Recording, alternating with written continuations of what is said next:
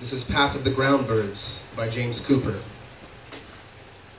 Here comes Julian, rounding the bend from his bedroom to the hall, fresh from the hospital and a quick change of clothes. Trauma surgeons aren't supposed to be confused about what to do next, but this is where he stalls. The paths in front of him lead to the front door, atrium, and kitchen. But he's lost, as if in London fog, and forgets the mysteries of trails, how he'll choose one in the mountains because it winds near a stream, or fancy being held, bewitched in a dense forest, or come in need of the sound of bees in an alpine meadow. He stops on the trail of halls, at the slider leading to the backyard. The yellow hibiscus will bloom any day. The first roses of the year are on the fade, still crimson, and as of yesterday, still sweet. He has no memory of finding his way to the kitchen and opening the refrigerator door, but this is where he comes next into focus, illuminated by the pale blue light from within. Julian can't tell his own story just now. Too numb. The refrigerator light will have to tell. The tables are turned.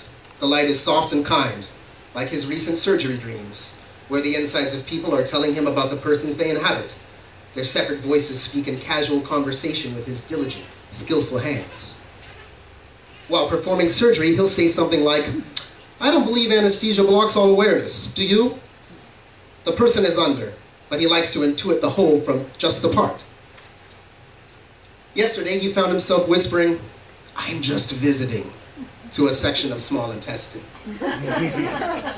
"I'm going to move you over to take a look around, take care of any problems, then tuck you back in bed personally." Sometimes during a procedure, he hums a bedtime tune, using a voice as close to his mother's as he can summon. The surgeries of his day were unremarkable and challenged, filed in his mind in an inaccessible vault. Some patients were in critical condition, par for the course in the ER. Here, in the kitchen, urgency has no place. He doesn't move a millimeter, as if competing for stillness with the halibut steaks in the bottom of the freezer. Food is there, but no hand reaches. Cold air spills, seducing and insulating his slight frame, while life goes on around him as usual. Quails come to the backyard in mornings and evenings, out from under shrubs in neighbors' yards. They take the passage under the fence, where rainwater makes a little riverbed. Every summer he waits for the first visit of the quail parents, scouting the yard for safety. A week or so later, the little ones rush from under a bush in a moving cloud, as many as 14. It's his favorite summer moment.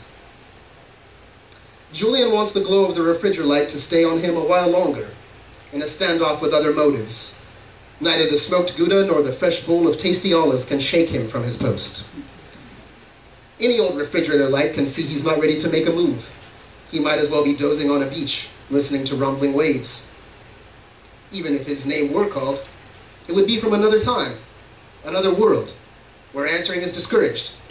For the sand has spoken. Stay. From the edge of awareness, he hears the familiar sound of his wife's car in the driveway, followed closely by the opening of the garage door, then the jingle of her keys. The gentle sequence drifts upon him, dilating time, while shadows hint at becoming long. But there's plenty of light left in the June day, and Julian's self-awareness returns in the manner of a thin stream of water filling a vacant tub. His breathing slows and tells of exhaustion. Even so, he notices the edge of perception, the edges of marriage to his naturalist wife, Emily. Usually, he calls her Em, but reserves the intimacy of her full name when they are deep in lust or close to an argument. He can't explain it further. Em is a naturalist at a nature preserve. She cut her teeth in the estuaries of Southern California. Here, in Northern California, she's immersed in an inland medley of songbirds, waterfowl, and raptors along the American River Parkway. She knows which native grasses are being pushed out by invasive species, and laments the water hyacinth clogging the sloughs in the Sacramento Delta. Em would not have Julian's work in a dozen lifetimes, but knows her piece of riparian woodland as well as he knows the vessels of the heart. She identifies 100 birds from just their songs. The wrens will often hide. She comes to the kitchen with a sigh, plops her burdens on the breakfast table, and turns to face her man. At 43, Im's recent haircut makes her lengthy present look French, which he quite likes. But that aside, she enters the kitchen in off-green pants and an ill-fitting blouse with patches of her bland uniform. She's got her hiking boots today, since she's fresh from the preserve. She's perplexed to see her frozen husband not offer his usual dancing dip, or any variation of a greeting kiss. She could have had the thought that he'd be fine with a few minutes of not having to explain himself, but you know how bad timing comes with marriage. She wanders into the conundrum through a different vein, wondering concretely whether Julian simply doesn't like what he sees in the white box, or if he'll soon make an announcement. Either way, his morass broadens to include her, and she's having none of it. His remoteness bothers her. Game on. They are statues in a modern art museum, inviting speculation. When motion resumes, their daughter, Kate, enters the kitchen in a brilliant display of ephemeral curiosity, in clear view of fridge light. Julian offered this name to the light, as a member of the family who knows everyone intimately by their refrigerator habits. Kate, recently 13, has been dropped off after soccer practice by the mother of a teammate. They don't hear her come in and wonder how long she's been noticing the small drama from the portal to the kitchen. They greet her with poorly tolerated hugs. Kate growls that her English assignment is due tomorrow on the subject of what parents bring home from work. The teacher deliberately made the assignment open-ended and refused to distinguish between physical and emotional matters. Kate offers her protest to the man blocking her way to the fridge, reaches around him for bottled water, announcing her parents should help with her assignment. She says it in a blackmail kind of way, as if they would not presume any higher priority. Kate is bright. She's mastered perfect timing, asking things in strategic ways. Emily is bright too, mentioning to Kate that self-observation can be a prelude to communicating with others, starting with the interesting trail Kate has dropped off in the last few seconds. There's the jacket she didn't wear, now on the floor of the entry. There's the heavy bag of books hurled on the couch, barely missing grandmother's vase, and the workout bag dumped in the middle of the family room, with assorted contents spilling out. A soccer ball has rolled into the kitchen as if it's been following her all along. Kate cleverly reminds her mother that her assignment is about parents, and not her. She leaves the kitchen with an enviable pivot turn, somewhere between graceful and flippant, to grab a shower before dinner. Em yells down the hallway, "It's your observations that matter." There's no objective truth, sweet daughter.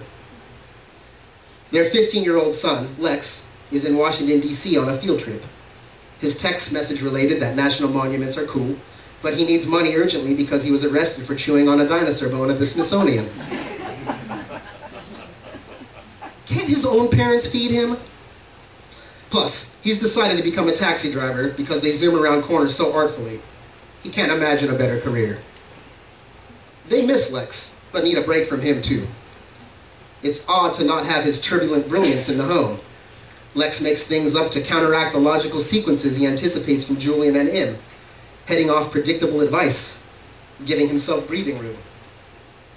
If he and his father are standing at the fridge and happen to spot the lone piece of chicken at the same time, Lex would choose the moment to announce he's dropped out of school, just to distract his dad.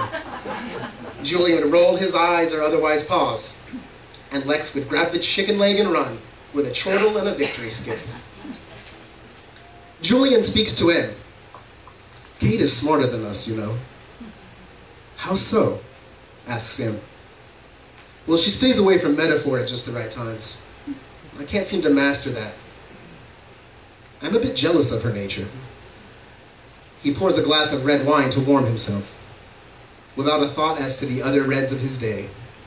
He never gets to know much about the moments leading up to his surgeries. His patients are mostly unconscious or raging in pain. A gulf is widening between what he provides and who his patients are. Lately, he's been thinking of fixing machines without knowing their purpose.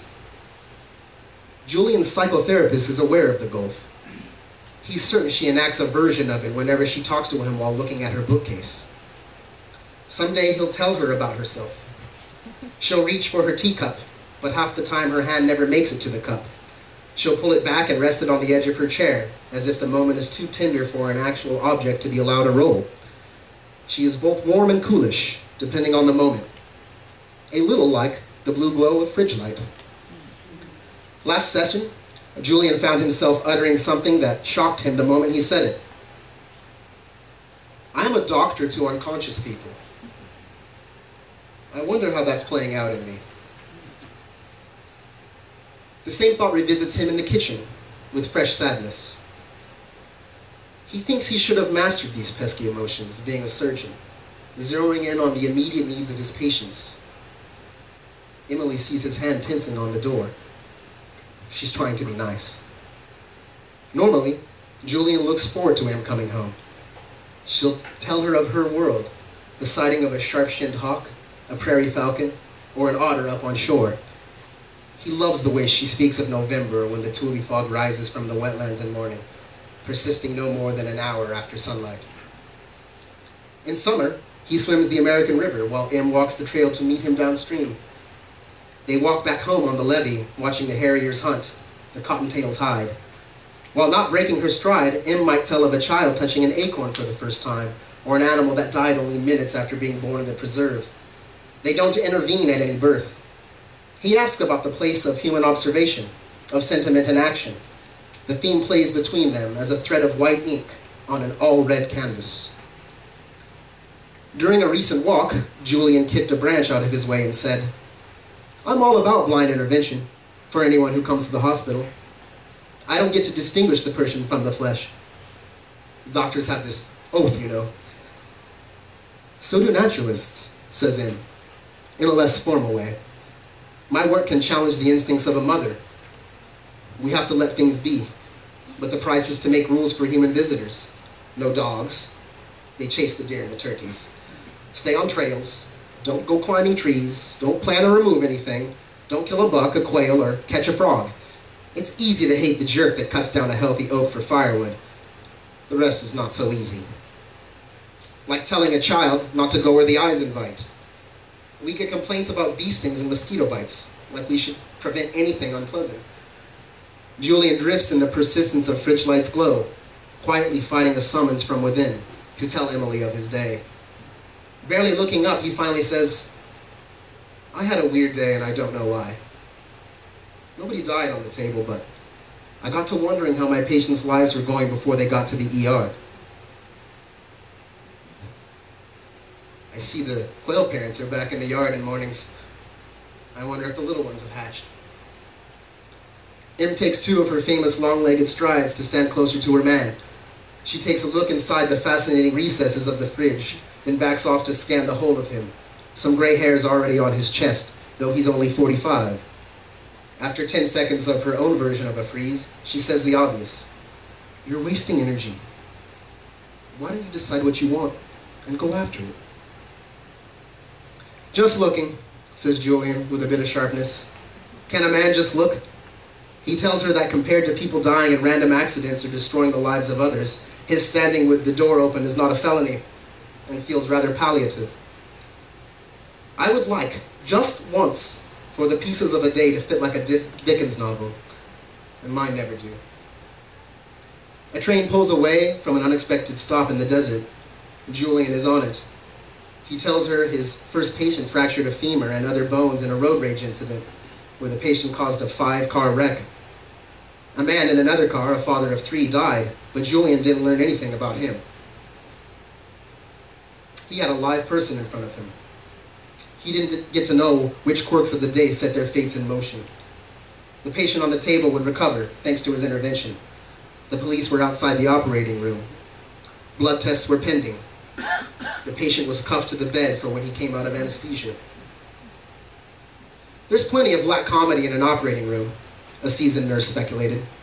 This is just the kind of thing that happens when you don't let someone merge onto the I-5 freeway. It's either a death sentence or a prison sentence for anyone driving in the hell of California. Julian quipped, tugging hard on a suture. No argument. But where is it not hell for this guy? Emily softened. There are these amazing places in the preserve where cool air collects and gets trapped. She refers to the spot by the elderberry bushes near the river, a place in constant shade. Julian knows it well. The image reminds her of Julian at the fridge. I know. We were there just a week ago. With the door still open, Julian tells her his next patient nearly lost his eye. He sewed up a gash in the man's face after being slashed by his wife, who was on a crack high, wielding a high-heel shoe. His patient was full of profanities, acting all superior since he'd quit shooting up a mix of speed and heroin the week before. His wife attacked him because he tried to flush her junk. Im smacked her head, trying to lighten things up. This is why you better not ever hide my dark chocolate. I have killer heels of my own, you know. Julian thought of a clever comeback, but it didn't reach his lips. He added how the man needed to be strapped down while treated. It was a no-brainer to order a psych consultation. He saw nothing but a revolving door, but felt the intimate madness between people who fight all the time. They can't handle reflection or silence, so they scream or beat each other up. They say shocking, annihilating things, bash each other, and wake up, ready for more, under the same roof. Now encumbered, Em places her open hand on Julian's face. She holds it there, which is the best of worlds and the best of languages. He gets the message. She'll measure her response in a language of parallels, telling how people are abandoning animals more and more at the nature center. The list is long. Cats and puppies, rabbits, turtles, guinea pigs, chickens and big white rats. All with the rationale that the creature will be all right because of instincts. She grabs a glass of wine for herself. What a load of crap, she says. Fridge light shines on the fact she offers a mirror image of what Julian is saying about the futility of sewing people up after meth fights. People don't care about what really happens. They go home smiling and lying to their children. I'm the one to find the remains of the pet rabbit someone got for their kid at Easter. People don't think about hawks and owls or coyotes.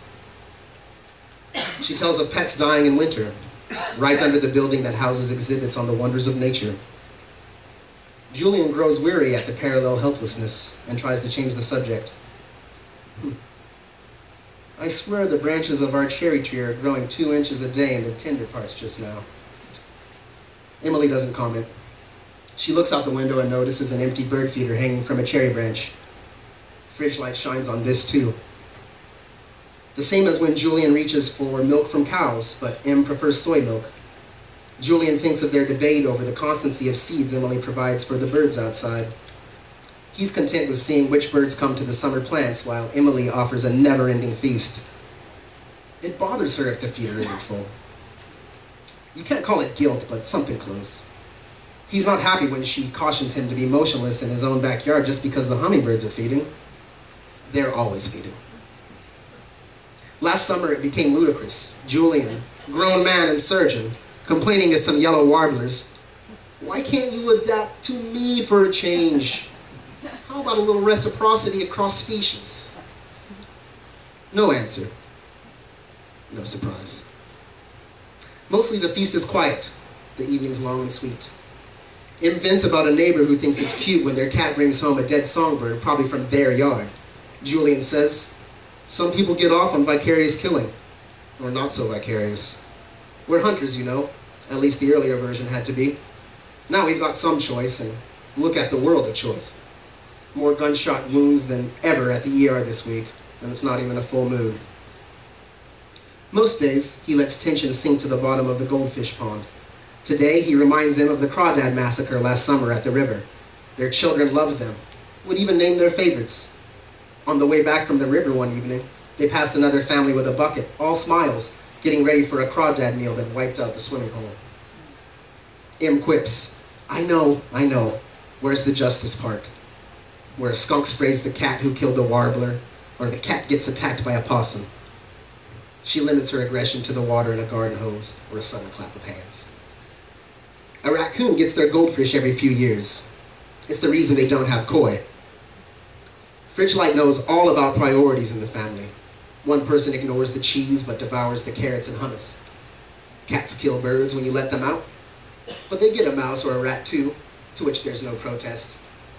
Birds are always out. People should keep their cats inside if they live in a neighborhood. Julian, emerging from the London fog, says, "Jays bully the finches. Crows bully the jays. A spider gets a fly. A mantis steals a hummingbird egg." He adds, "Emily, we're not really in opposition.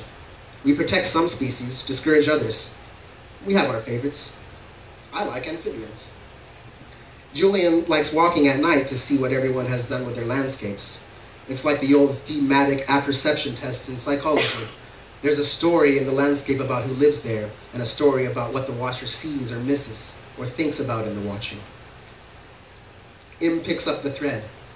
"Are you talking about surgery? About not knowing the people you're operating on?" "I suppose I am," Julian responds. "What a pair we are. I'm ethically bound to treat the injured no matter who they are. You're ethically committed to letting nature balance itself with minimal intervention. But what about your war against the star thistle and the red sesbania?" On and on. "You guys rip out those plants with something close to rage."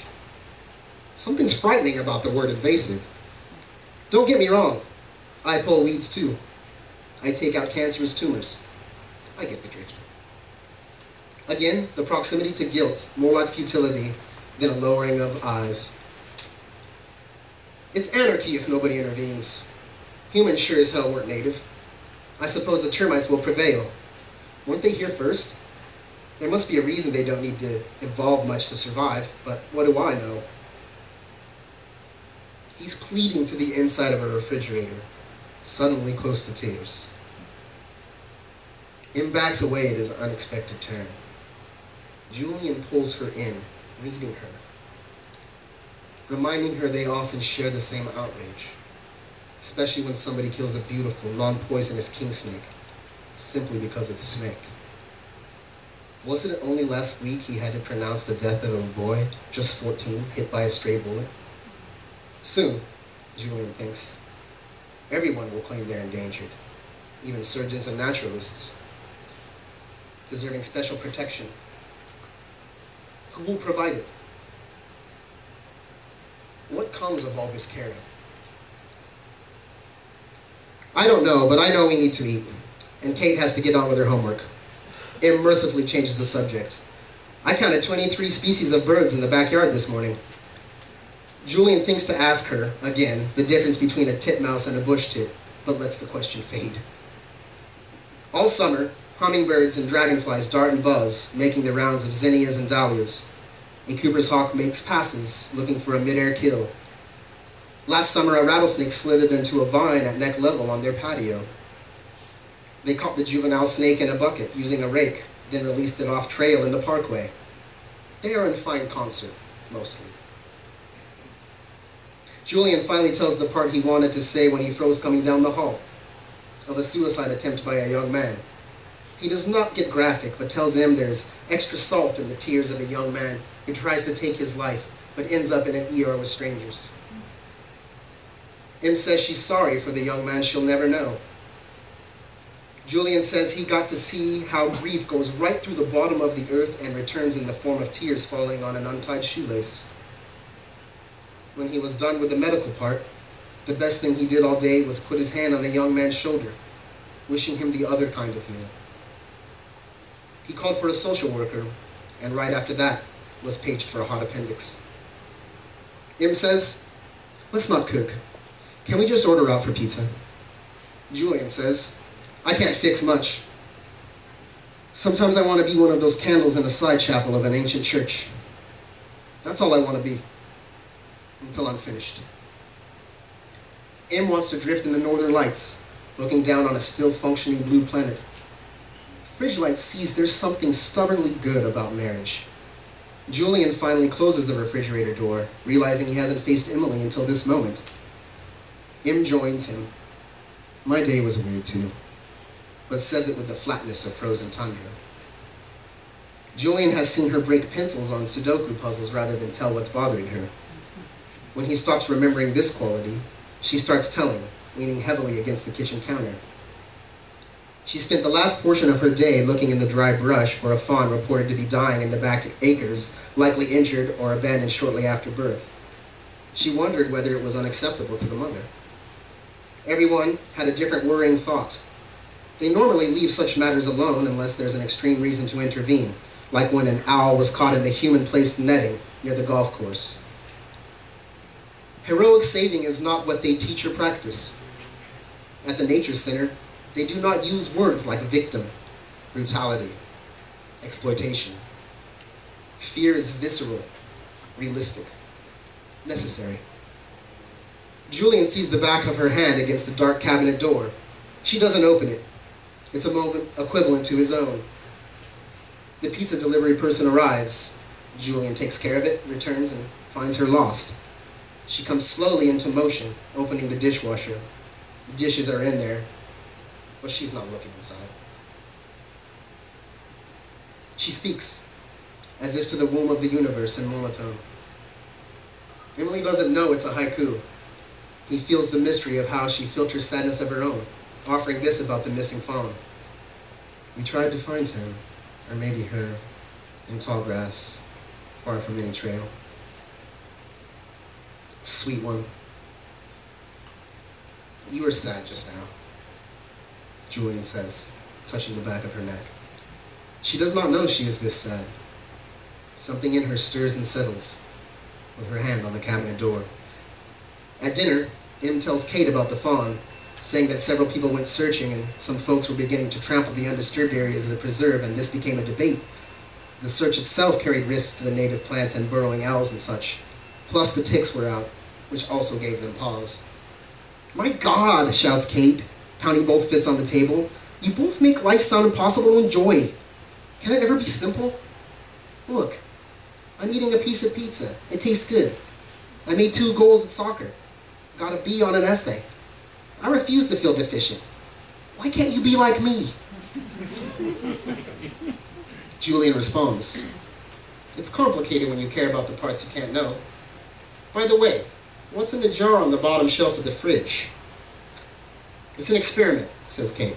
I'm not supposed to tell. Emily asks, is it part of your English assignment, like which parent notices the jar first and asks what's in it?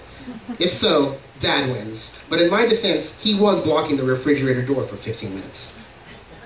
Kate replies, sorry, your question is off limits. I may tell you later and I may not. My teacher says if a parent brings home grease on their shoes from their day as a mechanic, it's the way they tell about it that matters. I'm gonna figure you guys out, I swear. The wise teacher was after the awareness that refuses to settle, the words, pauses, and trails taken through the house. Julian tells her a brief version of the boy who tried to die but didn't really want to, and how on the drive home, he was thinking about changing specialties to become a psychoanalyst. Then he'll know much more. Upon hearing this, Emily slumps and groans, nearly dissolving into her chair, bracing her head with both hands, saying, do you realize how long you'll be holding the fridge door open if you do that? The moment is so tender, the kitchen light demurs. They smile and persist. Kate asks, what am I missing here? Neither answers. She goes off to write what she's just heard. Fridge light has been dark for a few minutes now, and tells no more today. Still in the kitchen, Julian and Emily read a text from Lex. Dear family, Washington, D.C. is okay, but I'll be moving to French Polynesia soon. This girl I met says the water is so clear and warm, I'll never want to go anywhere else. She's blind and had to touch my face to know me just by feel. I was going to elope with her, except she went home yesterday. Don't worry about my recent addictions. They're too numerous to count. I'll be coming home as planned. My only requirement is you don't try to stop me on my quest. P.S. Pepperoni better be in the fridge. Love, Lex. Darkness opens the evening primrose. The delicate flowers greet a huge full moon on the horizon, peeking out from behind the redwood tree across the street. Kate's essay is hers to know. She won't show it to her parents. She's not even sure she'll show it to her teacher. All 3 walk out to see the moon before going to bed.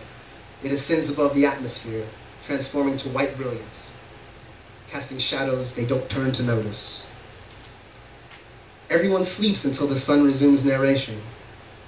The family of quails has come at last, taking the path under the fence, with 12 little ones safely in tow. The humans have learned if they're quiet at the window, the skittish, vigilant quails go right on about their business.